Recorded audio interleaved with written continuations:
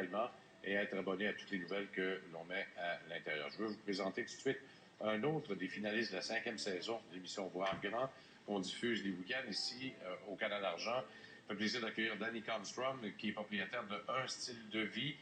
Danny, bonjour. Bonjour. D'ailleurs, on l'avait taquiné par médias interposés à la première rencontre avec Anne Marcotte. On disait de Un Style de Vie, puis c'était l'espèce de Victoria's Secret pour hommes. Absolument. Et il avait réagi automatiquement en plus.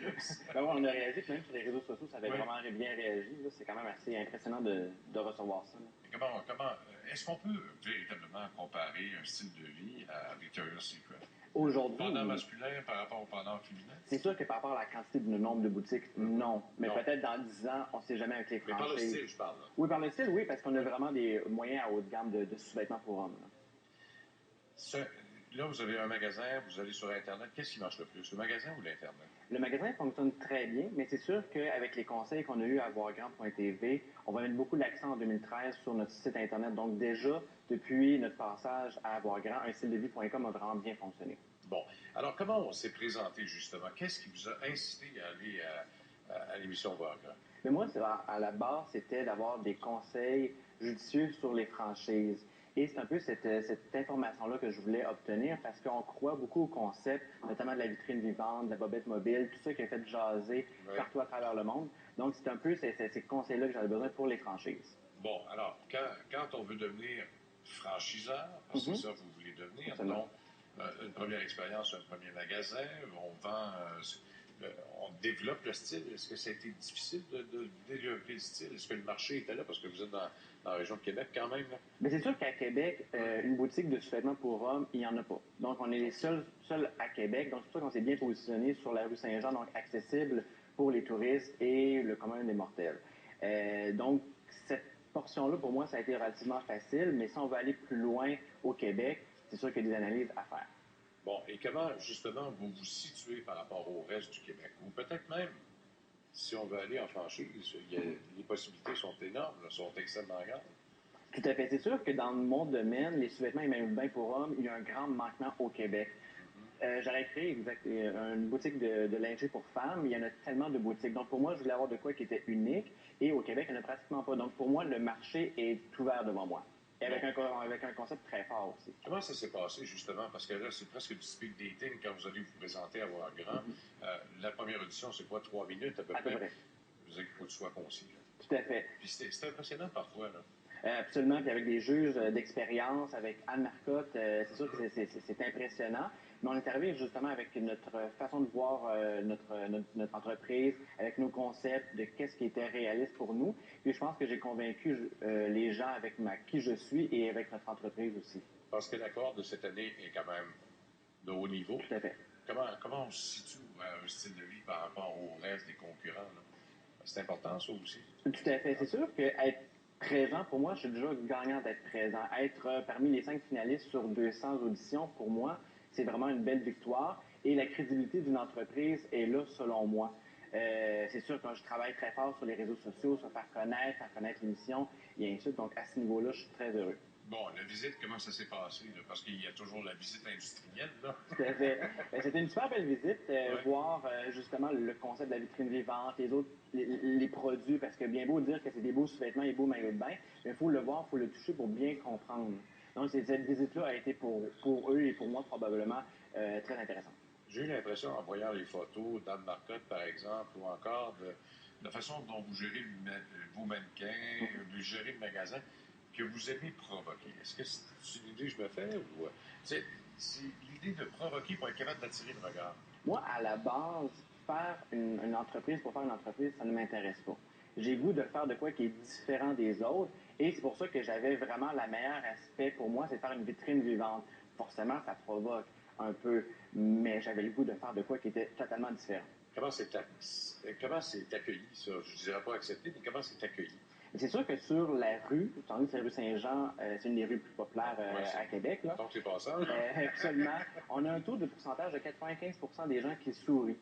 Le haut de 5%, c'est sûr qu'il y a beaucoup de gens qui sont des locaux, donc le voient pratiquement plus parce qu'ils passent devant. Parmi l'ensemble des gens, on a eu un commentaire négatif, c'est qu'on n'avait pas de sous-vêtements de femmes dans notre boutique. Donc, le seul commentaire négatif, c'était ça. C'était ma prochaine question. Vous devinez tout le temps, vous. Pourquoi avoir choisi strictement pour hommes au lieu de le faire mix ou encore, il y en a d'autres qui sont spécialisés strictement pour femmes aussi. Là. Tout à fait. Pourquoi ne pas l'avoir fait mix en partant? Parce que le marché des sous-vêtements de maillot de bain pour hommes au Québec, et je dirais pratiquement au Canada, est très mince. Pourtant, on est un Québécois sur deux et hommes. Donc, j'ai quand même toute cette portion-là que je peux atteindre, notamment via le site Internet. Bon, est-ce que c'est aussi difficile dans le sous-vêtement pour hommes que ça l'a été pour les sous-vêtements et les costumes de bain pour femmes? C'est sûr que l'évolution, aujourd'hui, il y a 20 ans, ça n'aurait probablement pas fonctionné. Aujourd'hui, les gens recherchent de quoi qui est de qualité. Les femmes connaissent l'importance d'une qualité d'un bon sous-vêtement. Les hommes commencent à le reconnaître aujourd'hui. Donc, c'est pour ça qu'ils viennent me voir pour des informations supplémentaires sur les produits. Bon, c'est sûr que là, vous êtes passé au travers de conseils d'experts. Vous avez eu celle du ministère des Finances et de l'Économie. Vous avez eu des pratiques d'affaires avec une avocate. Comment ça s'est passé, ça? C'est sûr que c'est des moments très enrichissants pour moi et pour mon équipe. D'avoir toutes ces belles informations-là, c'est sûr qu'aujourd'hui, je suis enfin prêt, exemple, on parlait des franchises tout à l'heure, je suis rendu fin prêt à aller beaucoup plus loin à ce niveau-là. On commence à tout regarder ça ensemble. Ces informations-là, pour moi, c'est de l'or.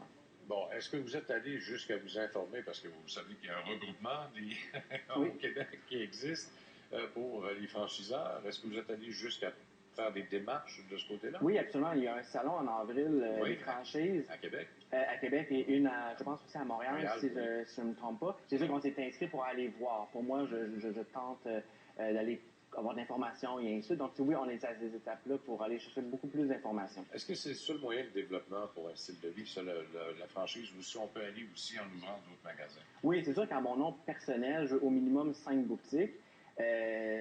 Puis si les franchises, ça ne fonctionne pas, ce qui me surprendrait énormément parce qu'à date, avoir passé à voir grand, j'ai eu des demandes concrètes. Mais c'est sûr que là, on n'a pas ouvert de boutique à ce niveau-là, mais des demandes concrètes. Donc, moi, personnellement, oui, je pense que je serais capable d'avoir des boutiques qu'à moi. Bon, et ça, pour 5 boutiques, c'est un minimum. Ça démontre la force ça démontre la force de votre magasin, de votre façon de faire? Oui, bien, notamment pour prouver que le concept est viable, mais aussi avoir des coûts de réduction au niveau des prix des sous-vêtements et ainsi de suite. Bon, est-ce que c'est justement difficile quand on a une seule boutique, qu'on veut prendre de l'expansion? Au début, pas de gros pouvoir d'achat, nécessairement. Les prix, ben, il faut s'ajuster. La compétition est quand même là, malgré tout. Les grandes surfaces sont là, pas loin de chez vous, en plus. Comment on réussit à se débrouiller à l'intérieur de ça? Parce que là, il faut se faire son nom. Il ne faut pas priver le client non plus en même temps. Alors, le juste équilibre là-dedans, on le trouve où? Moi, ce que je me suis dit, c'est que, un, j'allais avoir un concept fort, puis deux, des produits, des sous-vêtements qu'on ne retrouve pas à Québec et voire au Québec. Donc, c'est pour ça qu'on a une certaine exclusivité. Le client qui vient, c'est parce qu'il va trouver de quoi qui est particulier. Alors, comment on arrive à négocier des exclusivités quand on est un? Bien, parce que justement, nous, avec notre concept fort, on s'est fait voir partout à travers le monde, donc on a une exposure qui est assez intéressante à ce niveau-là. Puis, nouveau, exemple, les réseaux sociaux, nous avons 6000 fans Facebook, donc c'est quand même énorme. Là. L'utilisation des médias sociaux, vous êtes très actif. Facebook, Twitter, tout ce qui existe est là. Vous êtes sur Internet également, sur votre site Internet, un style de vie. C'est important. C'est là qu'est l'avenir pour... Pour moi, oui, parce que à peu près à chaque 2 semaines, 3 semaines, on fait des promotions via nos vidéos. Et ces vidéos-là sont vues par 1000, 2000. Et on a une vidéo qui est rendue à 500 000 visiteurs qui ont regardé ces vidéos-là. Donc, ça a quand même un impact sur notre site Internet ou en boutique. Facebook, c'est une bonne façon pour moi de dire, ben, on a des nouveautés, on cherche, exemple, quelqu'un pour un emploi, peu importe. Donc, on est vraiment ouvert au niveau des réseaux sociaux. Valérie Cronstrom, merci beaucoup. Merci. Bonne chance pour la suite des événements. Et on vous souhaite de gagner le concours. Ben oui, tout le monde peut Merci. voter. On va revenir dans un instant tout de suite.